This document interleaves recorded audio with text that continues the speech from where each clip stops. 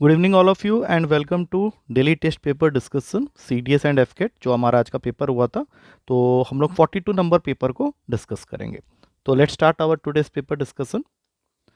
तो आज के पेपर का जो सबसे पहला क्वेश्चन था वो जैसा कि तुम देख रहे हो इसमें दिया हुआ है a is equals to √2 - 1 whole raise to the power of 1/3 और तुम्हें फाइंड करना है a minus a to the power of -1 to the power of 3 plus 3 times of a minus a to the power of -1। तो यहाँ पे तुम्हें a to the power of -1 का मतलब है कि तुम्हें जो भी ये वैल्यू दी हुई है इसका तुम्हें रेसिप्रोकल करना है। That means it will become something like this.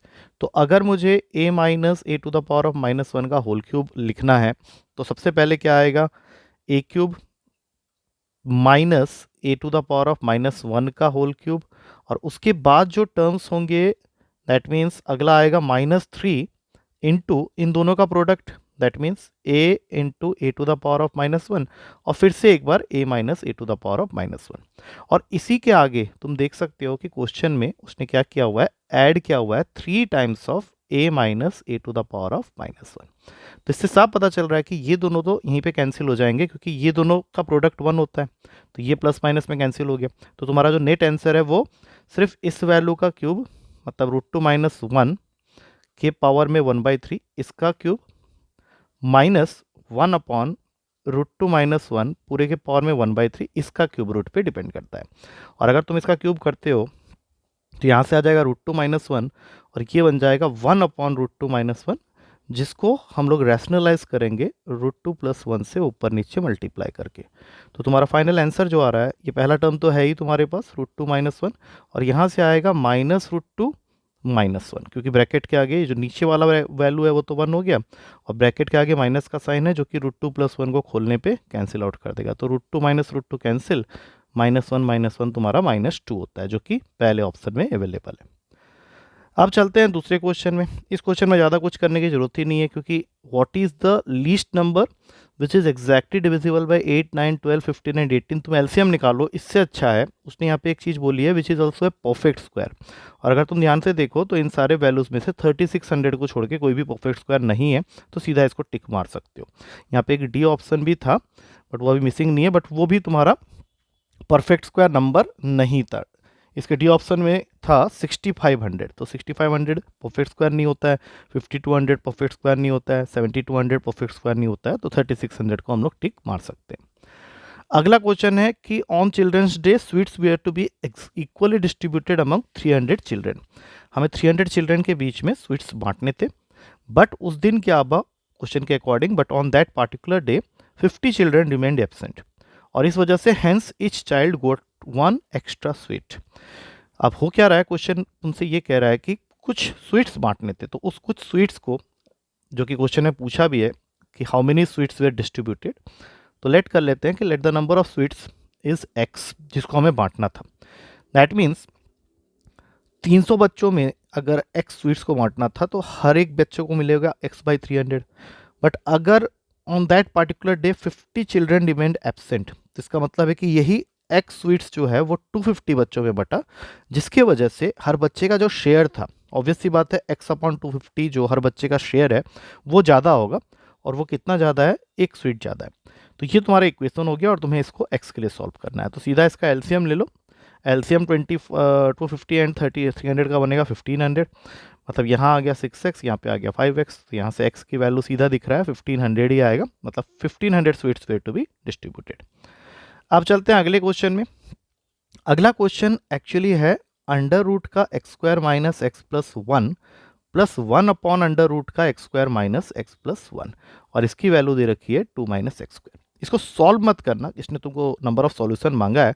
इसका एक तरीका यही है कि तुम इस वैल्यू को लेट कर लो y और ये 1/y बन गया, लेकिन इसको अगर तुम सॉल्व करने जाओगे तो तुम्हें प्रॉब्लम होगी। तुम्हें सिर्फ इतना याद रखना है कि अगर दो वैल्यूज़ आपस में रेसिप्रोकल हैं, जैसे यहाँ पे तुम देख सकते हो y और 1/y एक दूसरे के रेसिप्रोकल हैं, then according to AMGM inequality, ये होपफुली तुम लोगों ने पढ़ा होगा कि किसी भी दो नंबर को, जैसे a और b दो नंबर है, इसका अगर तुम AM ले रहे हो तो AM होता है a + b/2 और GM होता है √AB।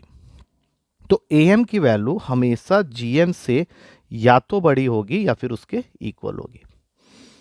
इसका मतलब है कि जब तुम इस क्वेश्चन को करने जाओगे तो इन दोनों का जो ए एम होगा that will be y plus one by y upon two, और इन्हीं दो वैल्यू का जो जी एम होगा that will be y into one by y. That means A M जो है उसके जी एम से हमेशा बड़ा होगा या फिर उसके इक्वल होगा। तो यहाँ से इसको आगे सॉल्व करोगे तो ये वैल्यू हो जाएगी greater than equals to two, जबकि वो तुम्हें कह रहा है टू माइनस एक्स स्क्वायर, मतलब यही वैल्यू को वो बोल रहा है टू से कम है, तो ये तो पॉसिबल ही नहीं है, इसलिए सीधा आंसर मारो जीरो सॉल्यूशन। अब चलते हैं अगले क्वेश्चन में। ट्रिग्नोमेट्री का क्वेश्चन है, दो इक्वेशंस दिए हुए हैं, tan alpha is equals to n tan beta, और दूसरा इक्वेशन है sin alpha equals to m sin beta, और हमें फाइंड करना है क्वेश्चन में cos स्क्वायर अल्फा। तो जब तुम इस क्वेश्चन को स्टार्ट करोगे तो वैल्यू पुटिंग इस पे मत करना, नहीं तो मल्टीपल आंसर्स आ सकते हैं। तुमको सबसे पहले ये जो इक्वेशन दी हुई है इसको तोड़ के लिखना है, sin alpha by cos alpha is equals to n times of sin beta by cos beta. तो यहाँ से तुमको क्या होगा, अब नेक्स्ट स्टेप में साइन अल्फा जो है उसको पुट कर लो इस जगह में, मतलब ये बन गया m sine beta upon cos alpha is equals to n sine beta upon में कॉस बीटा। तो इससे नेक्स्ट स्टेप में साइन बीटा कैंसिल हो गया और तुम्हें कॉस अल्फा का एक रिलेशन मिल गया कॉस बीटा के साथ, that is cos alpha equals to m by n cos beta. अब हमें चूंकि स्क्वायरिंग चाहिए, कॉस स्क्वायर अल्फा बोला है तो यहाँ पे स्क्वायरिंग कर देते हैं। अब जब स्क्वायरिंग करोगे तो दोनों साइड की करोगे तो ये कुछ ऐसा रिलेशन दे देगा।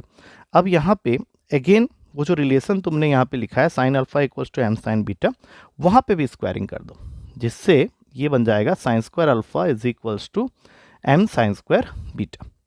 अब तुम्हें ये देखना है कि अगर मैं साइन स्क्वायर अल्फा को रिप्लेस कर दूँ one minus cos square alpha से, तो मुझे राइट हैंड साइड में भी इस साइन स्क्वायर बीटा की जगह लिखना पड़ेगा one minus cos square beta.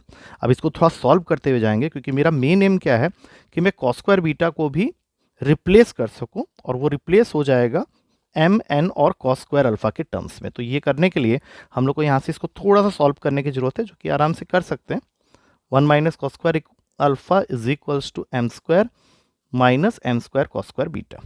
अब अगर मैं कॉस स्क्वायर बीटा की वैल्यू निकालना चाहता हूँ तो मुझे सबसे पहले क्या करना पड़ेगा, one minus cos square alpha minus m square और फिर नीचे एक एम स्क्वायर भेज दो। तो ये तुम्हें वैल्यू देगा कॉस स्क्वायर बीटा का, लेकिन एक माइनस के साइन के साथ। अब इस पूरी वैल्यू को पॉजिटिव बनाने के लिए माइनस का साइन ओपन कर दो, तो ये तुम्हारा वैल्यू आ गया cos square alpha plus M square minus one upon में एम स्क्वायर। अब ये वैल्यू उठा के यहाँ पर, थोड़ा लेंथी हो रहा है क्वेश्चन, लेकिन फिर इसको पूरा सॉल्व करने के लिए ये स्टेप्स करने पड़ेंगे। अब ये वैल्यू तुम यहाँ पे पुट कर दो। अब तुम आगे देखोगे कि जब तुम इसको सॉल्व करते हुए जाओगे तो ये दोनों तो कैंसिल हो गए, और यहाँ से कॉस स्क्वायर अल्फा के टर्म्स को अगर तुम अलग कर लेते हो तो ये बन जाता है N square cos square alpha is equals to N cos square alpha plus M square minus one. अब कॉस स्क्वायर अल्फा वाले टर्म्स को एक तरफ कर लो, तो कॉस स्क्वायर अल्फा आ गया एन स्क्वायर माइनस वन के साथ is equals to M square minus one. तो फाइनली तुम्हारा कॉस स्क्वायर अल्फा हो जाएगा M square minus one minus N square minus one upon में। अब चलते हैं अगले क्वेश्चन में। ये एक स्पेशल रिजल्ट है, इसको एज ए रिजल्ट ही याद रख लो कि अगर एक आइसोसेलेस ट्रायंगल है जिसमें सी पे 90 डिग्री है और डी एनी पॉइंट है और तुमने इसको ज्वाइन कर लिया, तो A D square plus B D square की वैल्यू हमेशा टू सी डी स्क्वायर के इक्वल होगी, अगर ये एक आइसोसेलेस राइट एंगल ट्रायंगल है, क्योंकि ये दोनों साइड ए के हो जाएंगे और ये रूट टू ए के हो जाएंगे। इसका जो प्रूफ है वो काफ़ी लंबा है, जो हमारे कोसाइन फॉर्मूला से होगा, तो तुमको इसको एज ए रिजल्ट ही यूज़ करना है। तो तुम इसको याद कर लो कि it is equals to two C D square, क्योंकि इसका जो प्रूफ है उसको करने में तुम्हें थोड़ा टाइम लग सकता है। तो this is special result type of thing, तो इसको ऐसे ही याद कर लो। अब चलते हैं अगले क्वेश्चन में। तुम्हारे पास में एक एरोप्लेन है, सपोज कर लो ये तुम्हारा एक एरोप्लेन है, which is from an aeroplane vertically over a straight horizontal road, the angles of depression of to consecutive kilometre stones. मतलब तुम्हारे पास में दो माइलस्टोन्स हैं जिनके बीच का डिस्टेंस 1 किलोमीटर का है। कंजिक्यूटिव किलोमीटर मतलब दोनों के बीच का डिस्टेंस, जैसे यहाँ पे ए है यहाँ पे बी है, तो इनके बीच का जो डिस्टेंस है वो 1 किलोमीटर का है, और तुम्हारा एरोप्लेन सी पॉइंट पे है और ये डी, ये हाइट तुम्हें निकालनी है। This height is to be calculated. अब यहाँ से एक पॉइंट से एंगल बन रहा है अल्फा, एक पॉइंट से बन रहा है बीटा, तो ऑब्वियस सी बात है अगर मैं इसको एक्स ले लूँ तो ये 1 माइनस एक्स हो जाएगा, और हमें अल्टीमेटली फाइंड करना है height of the aeroplane above the road. तो सबसे पहले किसी एक ट्रायंगल से स्टार्ट कर लो। Let us suppose in triangle BCD। तो BCD ट्रायंगल में tan अल्फा की वैल्यू हो गई h/x, तो x को हम लोग लिख लेंगे h/tan अल्फा और इसको संभाल के रख लेंगे, बाद में यूज़ करना है। अब दूसरा ट्रायंगल लेंगे, दैट इज़ ADC ट्रायंगल। अब इसमें tan बीटा की वैल्यू हो जाएगी h/1 - x, तो tan बीटा को रहने देते हैं, h को भी रहने देते हैं, 1 - x के जगह में ये वैल्यू डाल दो h/tan अल्फा। बस अब इसको अब सॉल्व करना है, तो नेक्स्ट स्टेप में हो गया tan beta is equals to h/tan alpha upon में tan अल्फा माइनस h। सबको एक तरफ कर लो पहले क्रॉस मल्टीप्लाई करके, तो ये बन गया tan alpha tan beta minus h tan beta is equals to h/tan alpha. निकालना हमें h की वैल्यू है, तो नेक्स्ट स्टेप में h वाले टर्म्स को एक तरफ कर लो, जो कि यहाँ पे जाने के बाद h कॉमन ले लोगे तो tan alpha tan plus tan beta बन जाएगा। तो फाइनली तुम्हारा आंसर हो गया tan alpha tan beta whole upon में tan alpha plus tan beta, that is the height which you are getting. और ये ऑप्शन अगर हम लोग देखें तो बी ऑप्शन में अवेलेबल है। अब चलते हैं अगले क्वेश्चन में। मेंसुरेशन का क्वेश्चन है, तुम्हारे पास में आइसक्रीम को तुमने भर के रखा हुआ है एक सिलेंडर के अंदर। इस सिलेंडर में थोड़ा सा बड़ा बना दे रहा हूँ, क्योंकि इसकी डायमीटर दे रखी है 35 की और हाइट दे रखी है 32 की। दैट मीन्स इसको कैपिटल H लेते हुए इसको 32 सेंटीमीटर कर लो, और यहाँ रेडियस कर लो, छोटा r ले रहा हूँ मैं, 35/2, नहीं कैपिटल R ही रहने देते हैं। और इसको तुम्हें फिल करना है छोटे छोटे कोन्स के अंदर में, छोटे छोटे कोन्स के अंदर में। और यही है तुम्हारा क्वेश्चन कि अगर मुझे कोन का भी हाइट और डायमीटर मालूम है, जैसे इस क्वेश्चन में हाइट दी हुई है कोन की 7 सेंटीमीटर, और डायमीटर अगर ये दिया हुआ तो रेडियस को कर लो 4/2, दैट मीन्स 2। तो ऐसे कितने छोटे कोन्स में तुम इसको भर सकते हो?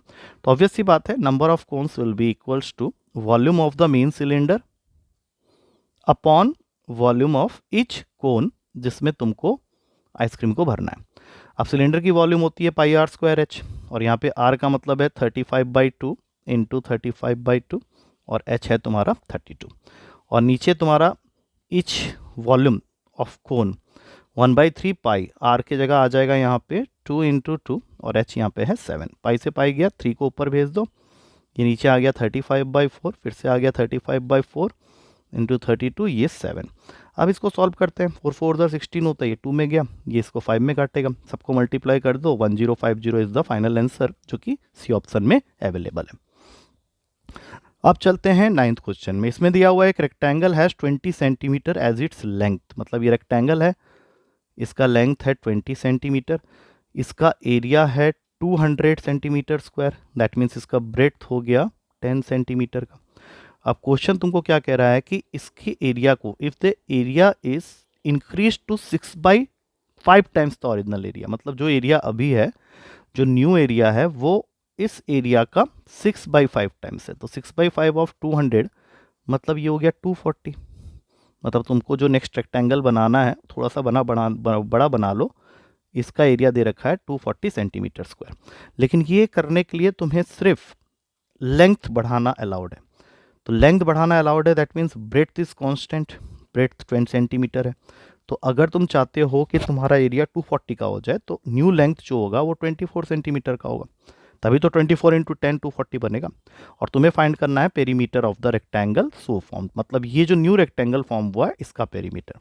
तो कायदे के हिसाब से 2 इंटू एल प्लस बी करेंगे, 2 इंटू 24 प्लस 10 मतलब 2 इंटू 34, आंसर आ गया 68 सेंटीमीटर, जो कि डी ऑप्शन में अवेलेबल है। अब आते हैं आखिरी क्वेश्चन में। इसमें दिया हुआ है एक सर्कल है और एक स्क्वायर है, और इनके पेरीमीटर सेम है, मतलब इसका 2πr that means circumference of the circle square के पेरीमीटर के इक्वल है। तो स्क्वायर का पेरीमीटर होता है 4a। तो अगर ये दोनों इक्वल हैं, तो मुझे यहाँ से किसी एक को दूसरे के टर्म्स में निकालने की जरूरत है। ऐसा करते हैं, r की वैल्यू को निकाल लेके, एक ही बात है, चलो r की वैल्यू को निकाल लेते हैं, 4a/2π। तो r की वैल्यू हो गई 2a/π। अब मुझे कंपेयर करना है दोनों के एरियाज का रेशियो क्या है। तो ऊपर लिख लेते हैं एरिया ऑफ सर्कल AC, और नीचे लिख लेते हैं area of square that is AS। इसका फॉर्मूला होता है πr² और इसका होता है खाली a²। पाई को रहने देते हैं, r की वैल्यू यहाँ से डाल लो, तो वो हो गया 4a²/π² इंटू a² पहले से ही था, तो ये दोनों कट गए, एक पाई भी कट गया, तो बचा 4/। अब अगर हमें पाई की वैल्यू मालूम है, तो पाई की वैल्यू होती है 3.14। तो इस फ्रैक्शन के अंदर में न्यूमरेटर डिनोमिनेटर से बड़ा है, तो ऑब्वियस सी बात है कि ये वैल्यू 1 से बड़ी होगी। तो ए सी बाई ए एस 1 से बड़ा है, that means A C is greater than A S. और ये हमेशा याद रखना कि सर्कल का एरिया बड़ा ही होगा अगर स्क्वायर और पेरीमीटर को तुम कंपेयर कर रहे हो, या किसी भी फिगर के पेरीमीटर के साथ अगर तुम सर्कल को कंपेयर कर रहे हो कि दोनों के पेरीमीटर सेम है, तो सर्कल का एरिया हमेशा बड़ा ही आएगा। वैसे तुम प्रूफ कर सकते हो, तो just we have proved that area of circle is larger. तो इस पेपर में एक क्वेश्चन बस सिर्फ था जिसको थोड़ा सा तुम्हें मेमोराइज करने के लिए मैंने बोला है, बाकी सारे क्वेश्चंस ऑलमोस्ट डन है। तो just go through with the solution of this all questions, और अगर डाउट रहते हैं तो हम लोग क्लास में डिस्कस कर लेंगे। ठीक है, चलो टेक केयर, कल मिलते हैं नेक्स्ट पेपर के डिस्कशन के साथ।